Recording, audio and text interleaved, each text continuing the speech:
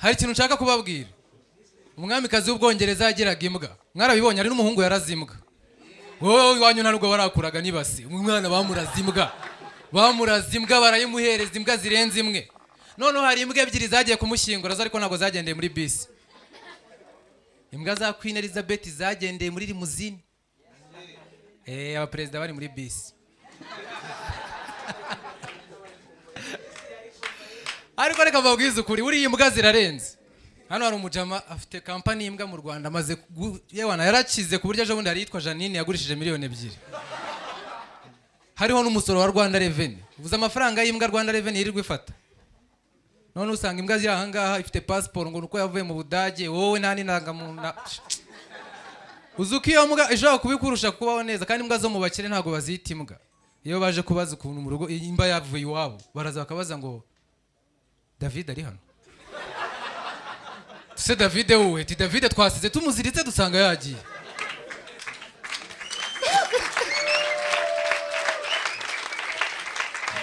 Burya n'ubu imbwa uzabe niyo mu bakire mwana. Apane yo ku gasozi. Mu izo mu bakene baraza kakiriya mbwa n'imbwa koko nguzi uko yanze kurya. Akizo mu bakire baraza bakabaza, usanga zifite abashefu mu gikoni kabisa, umushefu ushinzwe kumva ibiryo by'imbwa no kuzigaburira. Ugasanga umuntu yihuguye mu bintu bijyanye n'ibiryo by'imbwa ameze neza. Nari mwarya umureti w'imbwa ntimuzawurye uko mwabaza, mwahita mwifuza kubazo, kandi kwifuza ni icyaha. Zirya umureti uryoshye ewa njye naraburiye. Nziranye n'umushefu, ako bari abantu biga guteka ko bari abashefu mu ishuri ryabo bafitemo shefu. Ntabwo mujya mubitekereza bari shefu abarimo, biragoye. We ntabwo weze guteka, ndaza gutanga umwanya w'ibitekerezo. Tugiye kwakira undi munyarwenya wavuye i Huye. Ladies and gentlemen, put your hands together for Muneza.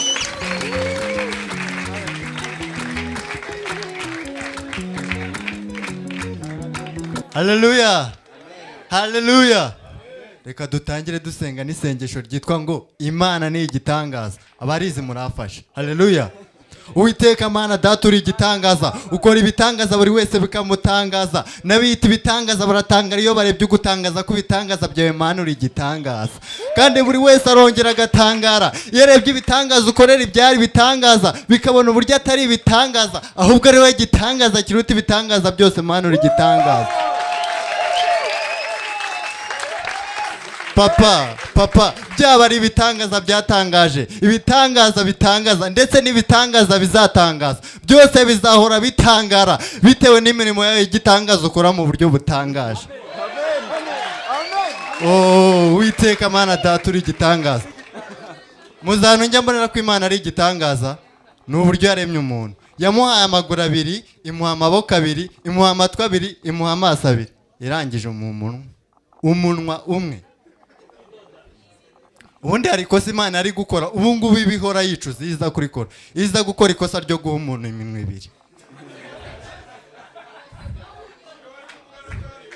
2. Dore ukuntu biba bimeze. Umunwa ubu ngubu uba uri kuri kino gice, n'undi munwa uri kuri hano. Ngaho ibazo, ubusanzwe umuntu agira amenyo 32 yarangiza akabura ibyo kurya, none amenyo 64 ari kurya.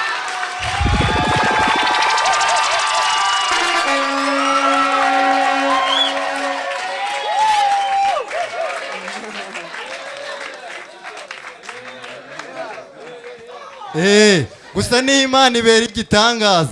Ariko nanone hari ahantu iyo tuza kugira iminwa 2 byari kuba biryoshye ku kijyanye no gusomana.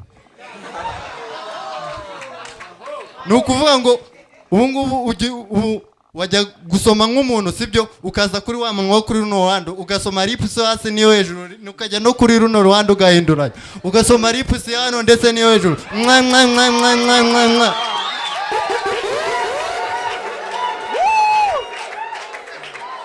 Ariko ni Imana ibera igitangaza, yatwimye iminwa 2.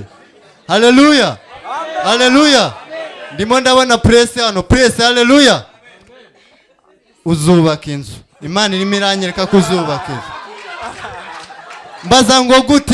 mbaza ngo gute nanjye simbizi,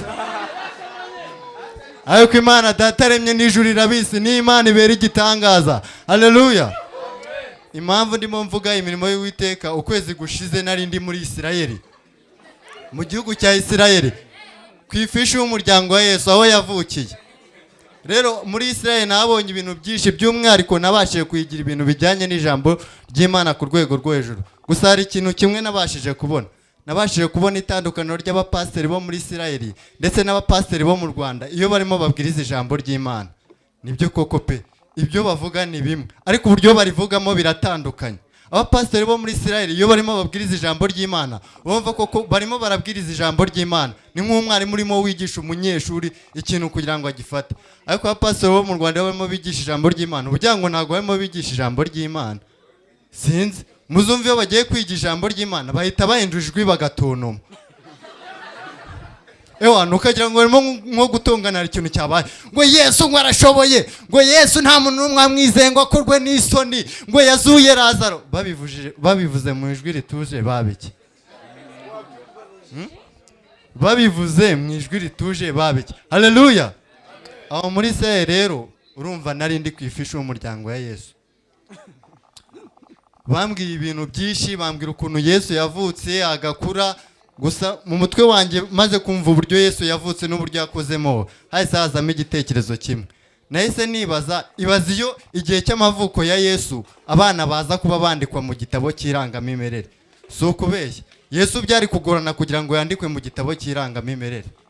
Niyo yandikwamo yari kwandikamo byahagije Bikira Mariya. Muzi impamvu? Reba, Yesu yaravutse nta nubwo yavukiye kwa muganga, ariko ibyo nta kibazo. Igihe cyari kugera Bikira Mariya akava ku kiriri akajya kwandikisha Yesu Kristo nk'umwana avutse, akajya hehe? Ku biro by'umurenge wa Isirayeli. Yahagera akasanga eta civile wa, akamubaza ati se uragenzwa n'iki?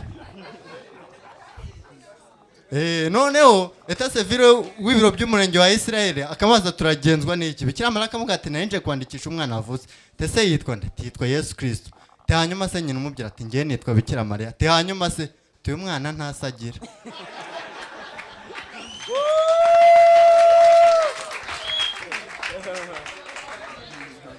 Rimwe mu ijambo ba eta civile banga kumva, niyo umuntu aje kwandikisha umwana yarangiza akavuga ngo ntasagira.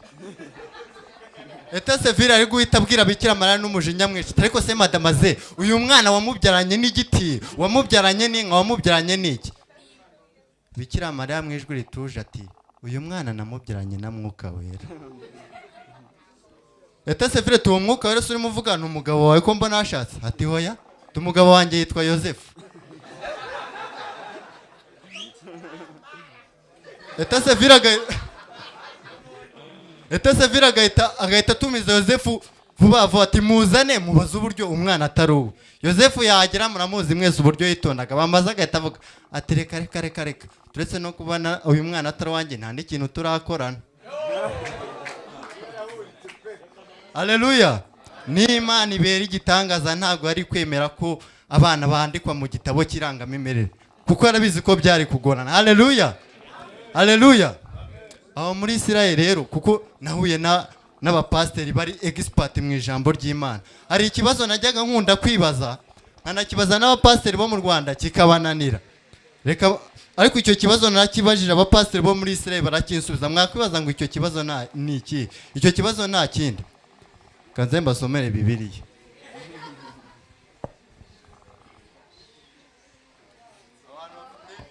Abantu bafite Bibiliya mube murambura mu Gutegeka kwa kabiri, ni igitabo cya Mose, ibice 34 umurongo wa 5. Abafite biramwageze.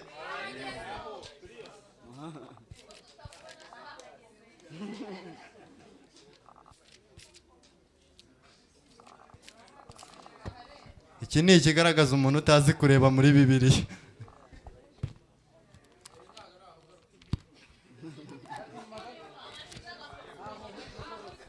Okay.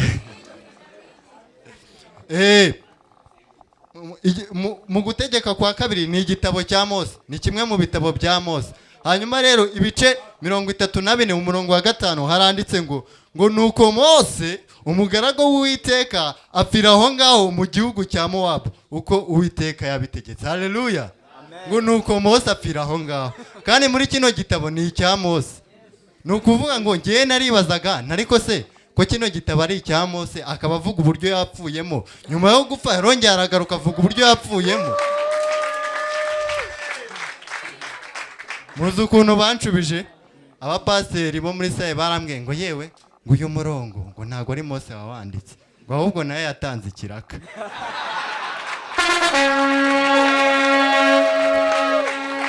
Okay, murakoze cyane. Nitwa Munezero Mbere guturuka i Butare.